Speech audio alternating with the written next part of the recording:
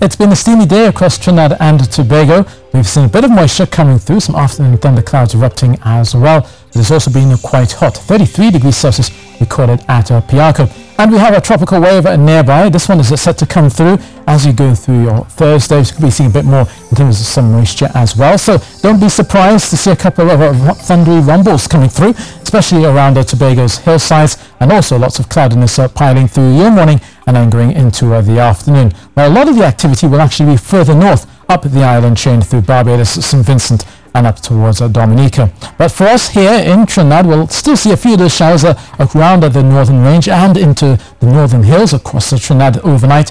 First thing in the morning, you'll notice a bit of sunshine around, but then that will quickly come through with a lot more cloudiness and showers expected throughout mid-morning and into the afternoon. And it is around the daytime heating that you will likely still see a few of those heavier bursts and the possibility of a thunder shower. Now, there's no need to remind you that in a downpour you could experience street or flash flooding as well as gusty winds, and that is normal for this time of the year, bearing in mind that August is typically the wettest month of the year for Trinidad, and obviously we're in the first peak of our wet season.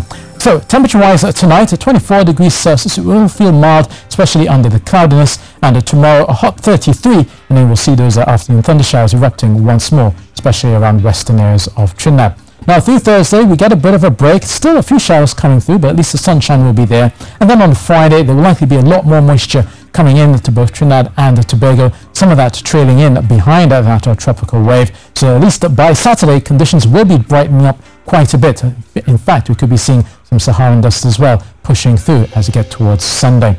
For those heading offshore, you'll notice one big thing happening is that the winds will be changing.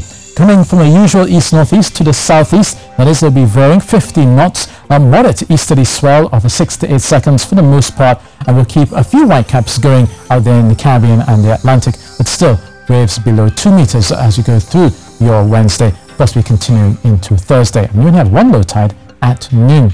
Now for the Eastern Caribbean, that tropical wave will likely send a lot of moisture further up the island chain, but down towards Guyana, which is heading into their dry season, they'll likely see fewer heat waves than you usually expect, so it will likely obviously be cooler than normal as well by day. They'll have near normal nights, but at least they'll get to some relief from the daytime heating as they go through their September and then into October as they head towards the dry season. But further up the island chain, we will be seeing those thundery downpours through Grenada as well as the St. Vincent, all courtesy of that tropical wave. Some of that activity as well affecting Barbados and then up towards Dominica and Leeward. We'll be seeing some passing showers. But for the Hispaniola, those occasional daytime showers erupting, there is an upper level trough that will likely keep conditions unsettled across Hispaniola through Wednesday and Thursday. But it will be a breezy 33 for Kingston. Maybe there's a slight shower coming across the hills as you go through their day. So that's the weather, and that's it from me.